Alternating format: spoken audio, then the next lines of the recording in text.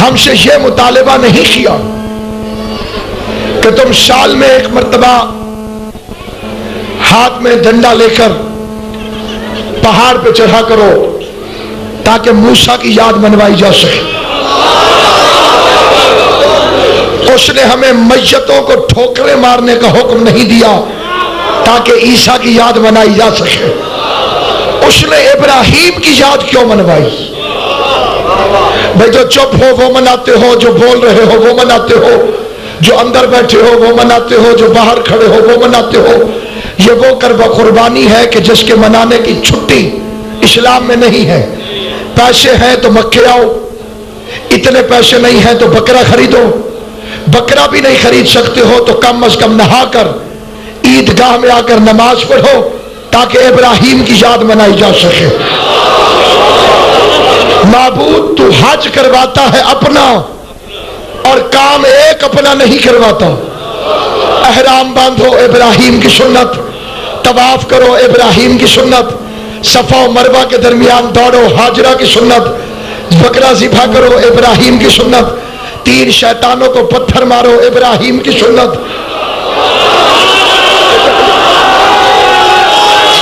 غور ہے کہ نہیں ہو؟ اور یہ توجہ ہے یہ کوئی نہیں؟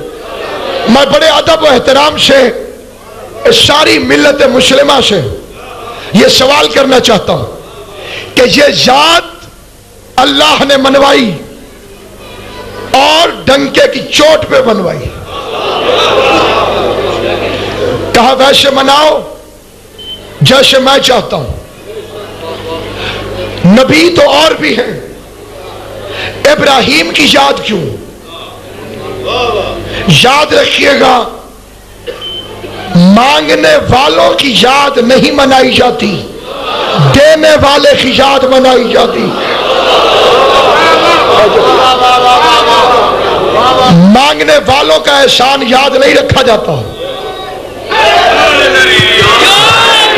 ابھی 2-4 بندوں کے ذہن ذرا ادھر ادھر ہے، ان کی توجہ چاہتا ہوں۔ جو آپ کے دروازے پہ مانگنے آئے ان کو یاد رکھنا ضروری نہیں، لیکن جن سے آپ مانگنے گئے شرافت کا تقاضا ہے انہیں یاد رکھو۔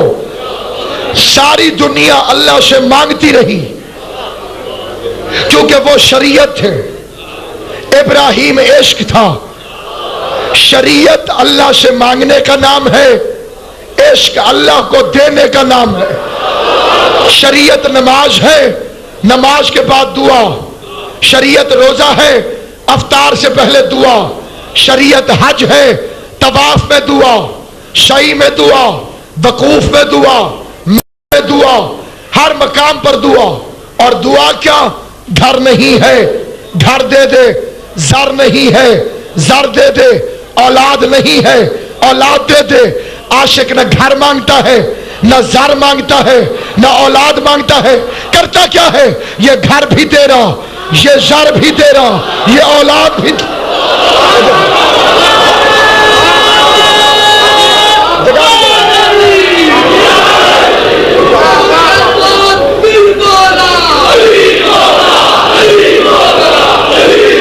نعرہ حیدری۔ دینے کی منزل پہ صرف 2 آئے، نبیوں میں ابراہیم، ائمہ میں حسین۔ توجہ ہے یہ نہیں آپ؟ اور دونوں میں اللہ نے مماثلتیں رکھی۔ بھول کے بھی نہ سمجھنا کہ میں ابراہیم اور حسین کا مقابلہ کر رہا ہوں۔ آقا اور رعایا میں مقابلے بازی نہیں ہوتی۔ ابراہیم کو شرمندگی ہوگی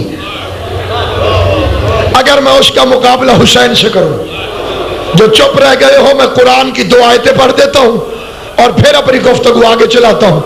ابراہیم کون ہے؟ رب ارانی، پروردگار مجھے دکھا تو مردوں کو کیسے زندہ کرتا ہے۔ آواز قدرت لم تؤمنو، کیا تجھے ایمان نہیں ہے؟ کیا ایمان ہے؟ ان یطمئن قلبی، میں اپنے دل کا اطمینان چاہتا ہوں۔ ابراہیم فرماتے ہیں مجھے اطمینان چاہیے، میں اطمینان چاہتا ہوں، مجھے اطمینان چاہیے، میں اطمینان چاہتا ہوں، دارین قربان کرو حسین کی ہے پر جو اطمینان کی خواہش کرے اسے ابراہیم کہتے ہیں، جسے اللہ نفس مطمئنہ کہے۔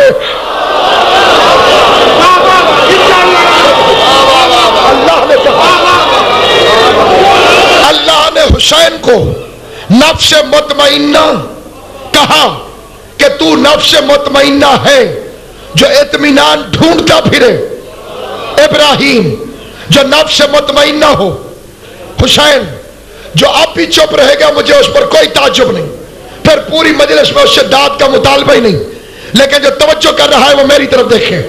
خوابوں کے شہزادے کو ابراہیم کہتے ہیں، تعبیر کے شہنشاہ کو حسین کہتے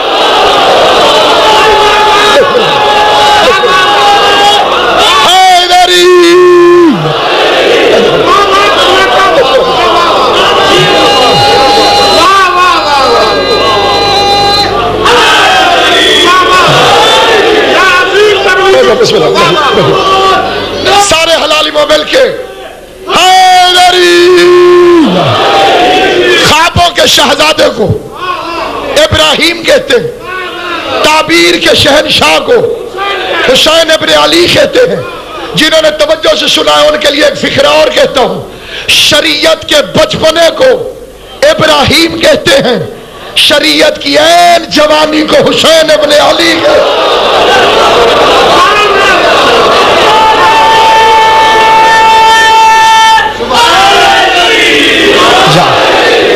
ابراہیم کے 3 امتحان ہوئے، کتنے؟ 3۔ آخری امتحان میں پاس ہوا ابراہیم، 33% نمبر لے کر نہیں، 100%۔ غلط فہمی ہے، کچھ لوگ کہتے ہیں 33 نمبر لے کر رعایتی پاس ہوا، یہ شان ابراہیم نہیں ہے۔ فَأَتَمَّهُنَّ، جب وہ 100% کامیاب ہو گیا۔ یہ الگ بات ہے، امتحان کچی پہلی والا تھا، امتحان تھا شریعت کے بچپنے والا۔ میں 2 جھلکیاں دکھاتا ہوں، دیکھنا میری طرف، جو توجہ کرے گا اسے جھلکی نظر آئے گی۔ ابراہیم کے امتحان شریعت کا بچپنا، کچی پہلی والا امتحان، ہلکا درجہ، ایسا لگتا تھا ابھی اللہ لے گا، لیتا بھی نہیں اور پاس بھی کر دیتا ہے۔ میدان میں کھڑے بکریاں چلا رہے تھے، خوبصورت شکل والا جوان آیا، سفید لباس میں ملبوس، نہ کپڑوں پہ میل کے دور کہو نہ جانا پہچانا کے قریب کہو۔ اس نے فصیح و بلیغ لہجے میں کہا، سبوحن قدوسن رب الملائکۃ والروح۔ تعریف پروردگار ابراہیم کو اتنی پسند آئی، قریب آگے کہتے کتنی پیاری آواز ہے تیری، کتنا خوبصورت لہجہ ہے تیرا، تو بول رہا تھا تو ایسے لگ رہا تھا جیسے ذرے ذرے نے اللہ کی تسبیح کی ہو۔ ایک مرتبہ پھر کہہ دے، آدھی بکریاں تیری ہو گئی۔ بولو جنہیں زبان مولا نے عطا فرمائی ہے، آدھی بکریاں تیری۔ اس نے پھر کہا، سبوحن قدوسن رب الملائکۃ والروح۔ ابراہیم نے پھر داد دی، میں جو جس کو پیارا لگے اس کے ذکر پہ وہ واہ واہ کرتا ہے۔ ابراہیم کہنے لگے، کیا کہنے، کتنی پیاری آواز ہے تیری۔ ایک مرتبہ پھر کہہ دے، باقی کی آدھی بکریاں بھی تیری۔ اس نے پھر کہا، سبوحن قدوسن رب الملائکۃ والروح۔ ابراہیم نے کہا، سبحان اللہ، ایسا لگتا ہے کہ جسم سرور ہے، یہ انگوٹھی بھی لے لے، یہ امامہ بھی لے لے، یہ عصا بھی لے لے۔ ایک دفعہ پھر سنا دے۔ اس نے پھر کہا، سبوحن قدوسن رب الملائکۃ والروح۔ علی کے غلاموں، اپنے پیر بھائی ابراہیم کی شان سنو، جہاں جہاں تشریف فرما ہو، ایسے ہوتے ہیں تمہارے پیر بھائی، ایسا ہوتا ہے علی کا شیعہ۔ سارا کچھ قربان کرنے کے بعد اللہ کے ذکر سے اتنا پیار ہوا کہ ایک مرتبہ پھر سنا دے، غلام بن کے میں خود تیرے ساتھ چلنے کے لیے تیار۔